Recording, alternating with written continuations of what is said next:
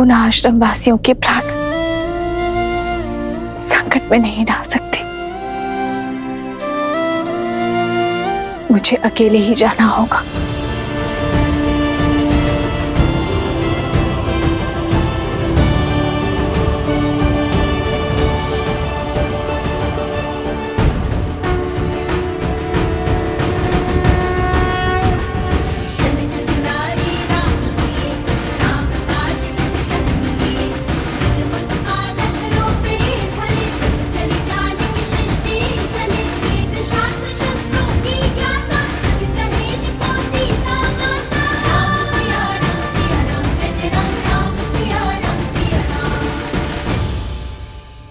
लवकुश, आपने अपनी माता को सत्य बताया?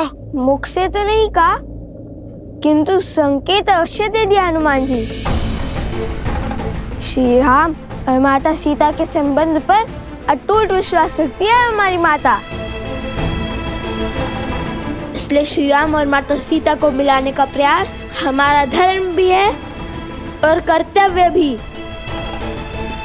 कारण चाहे जो हो, तुम्हें अपनी माता से सत्य नहीं छुपाना चाहिए था। जितना हमने अपनी माता के जीवन को समझा है, यदि उन्हें सत्य का भान होता तो कदाचित हमें युद्ध से रोक सकती थी।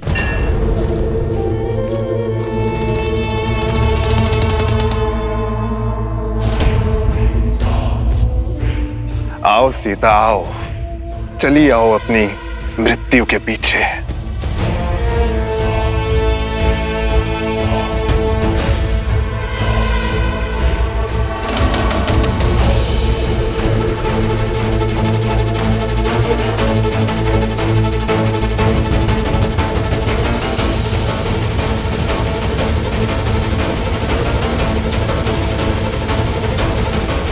ये भक्षण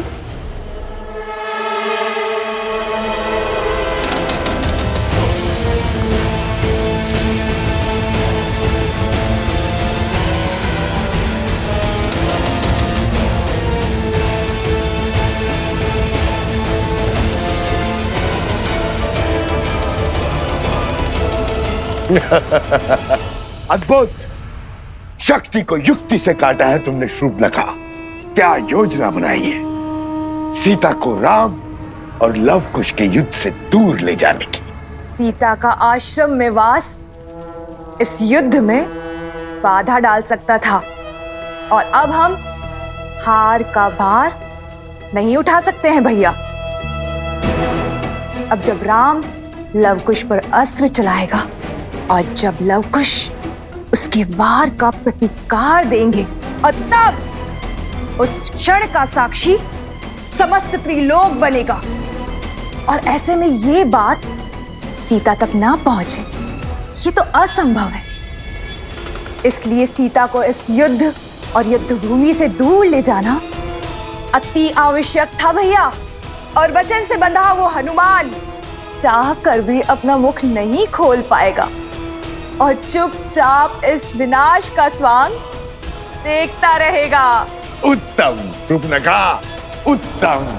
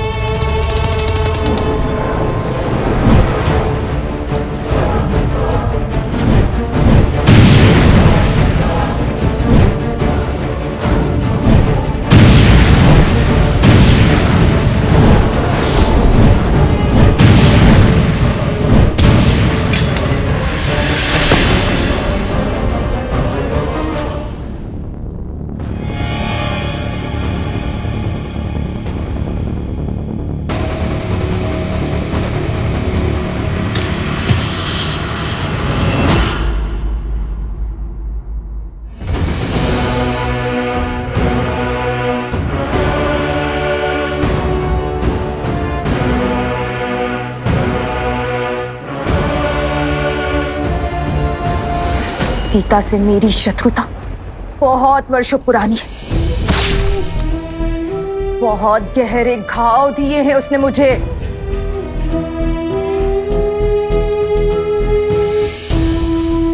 आज मैं उससे अपनी हर पीड़ा, हर दुख, हर कष्ट का प्रतिशोध लूंगी। आज उस सीता का अंत होगा।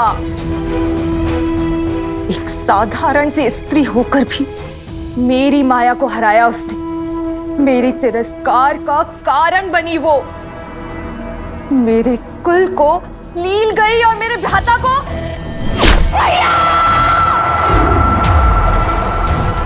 और मेरे भ्राता का काल बनी। किंतु आज मैं उन सब का प्रतिशोध लूंगी। आज उसकी मृत्यु के साथ हमारी इस शत्रुता के अध्याय का भी अंत होगा।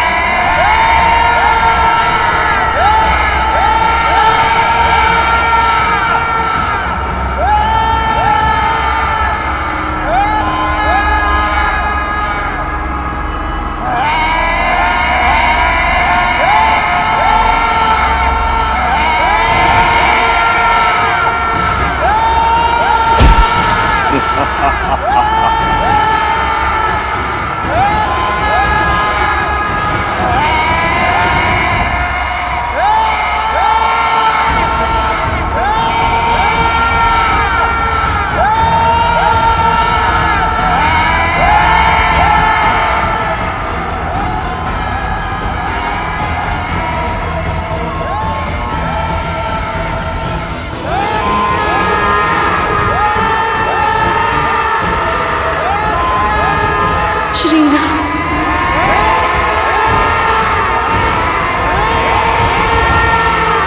आज हमारी चाल केवल राम सिया की नहीं, बल्कि समस्त रघुवंश का अंत कर देगी। रघुवंश के विनाश का शंखनाद हो चुका है भैया। और अंत के इस अध्याय का आरंभ हो चुका है।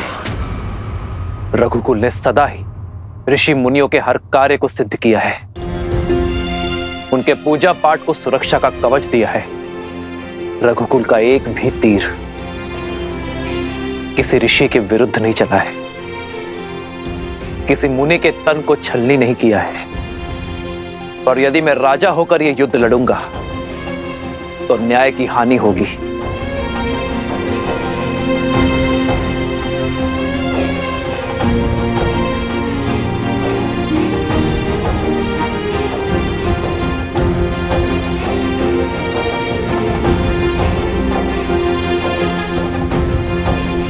प्रभु, ये क्या कर रहे हैं आप?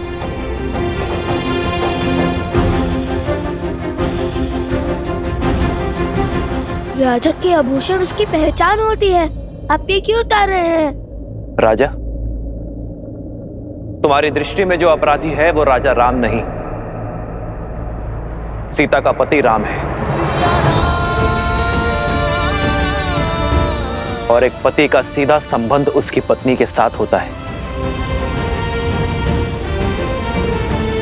जिसकी पत्नी वनवासी है, श्रृंगार और आभूषण धारण नहीं करती, तो तुम्हारे प्रश्न और प्रहार का उत्तर देते हुए ये पति भी ये आभूषण धारण नहीं कर सकता। और दूसरी बात, शास्त्रों के अनुसार एक राजा का ऋषि कुमारों से युद्ध करना वर्जित है, किंतु ऋषि कुमारों में द्वंद्व संभव है। तो इसलिए यह राजा राम कुछ समय के लिए अपना राजसी रूप त्याग कर एक वनवासी की भांति युद्ध लड़ेगा। श्री राम श्री राम श्री राम श्री राम श्री राम श्री राम श्री राम श्री राम। ना पिता को सत्य का भान है और ना ही पुत्रों को। पिता को ये नहीं पता कि वो अपने ही वंश को लील रहे हैं और पुत्रों को ये आभास नहीं है कि वो जिन पर बाण ताने खड़े हैं वो उनके ही पिता है। कदाचित सत्य का ज्ञान इस युद्ध को टाल सकता है। कम से कम ये प्रयास तो कीजिए कि सत्य उन तक पहुंच सके। सत्य उचित समय आने पर ही सबके समक्ष उजागर होता है देवी, और जो समय से पूर्व ही सत्य को सबके सामने लाने का प्रयास करता है वो नियति के लक्ष्य में बाधा उत्पन्न करता है। आवश्यक नहीं कि समय सदैव आपके पक्ष में हो, क्योंकि सत्य और समय कभी साथ साथ होते हैं तो कभी भिन्न। श्री राम और लवकुश के मध्य होने वाले इस युद्ध को भी स्वयं समय ने ही चुना है। स्वयं समय ने ही साक्षात नारायण को इस दुविधा में डाला है कि वो इस परीक्षा की घड़ी का सामना करे। ये द्वंद्व आने वाली पीढ़ियों को ये संदेश देगा कि परीक्षा की घड़ी आने पर, दुख की घड़ी आने पर उससे लड़ा नहीं जाता, उसे काटा जाता है। और सीता, उनका क्या महादेव? वो तो सूर्पनखा और सहस्त्र रावण के पाश में फंसी है। कहीं जो काम शक्ति नहीं कर पाई वो युक्ति ना कर दे। नहीं नहीं महादेव, सीता को कुछ नहीं होना चाहिए।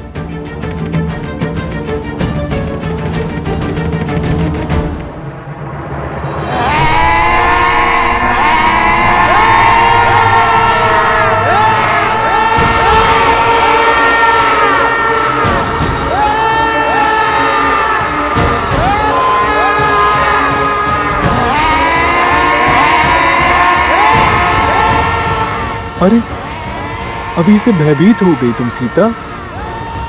अभी तक तो तुमने विध्वंस का दंश झेला ही नहीं है।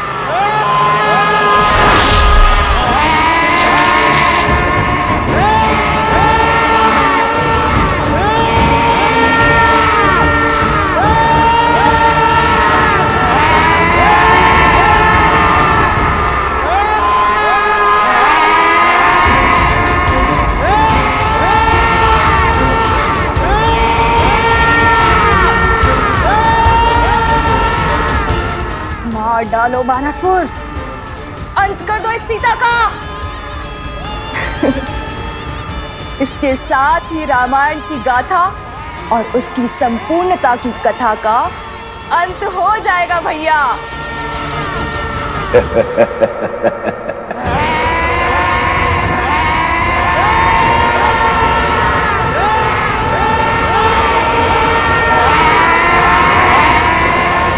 ये दीवारें तो मेरे समीप आ रही है।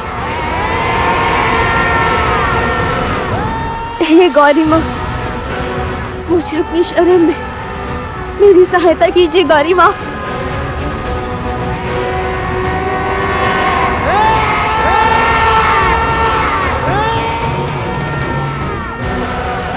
रक्षा करे माँ गौरी, रक्षा करे।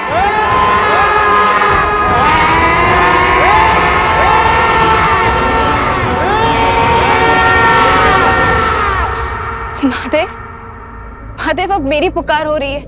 आप समय से विवश हैं और मैं भक्त की पुकार से। किंतु मैं क्या करूं? समय आ गया है देवी, जब आपको अपने समक्ष झांक कर देखना होगा, आत्मनिरीक्षण करना होगा। यही समय की मांग है, आपके लिए भी और देवी सीता के लिए भी। मैं कुछ समझी नहीं। भूल रही हैं आप, गौरी का एक दूसरा रूप भी है, जिससे साक्षात काल, महाकाल दोनों भयभीत रहते हैं।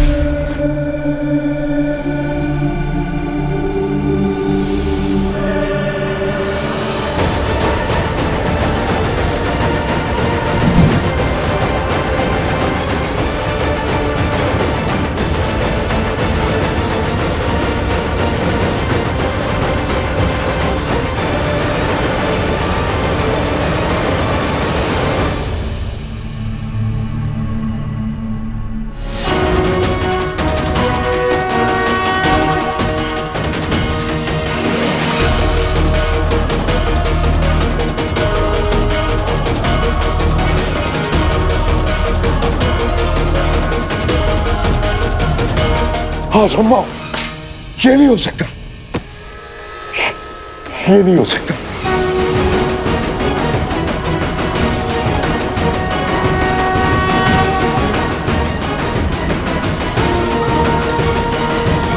किस चिंता में पड़ गए आप भैया? क्या हो गया आपको? सीता के पीछे देखो, कौन है वो? कहीं कोई नहीं है भैया।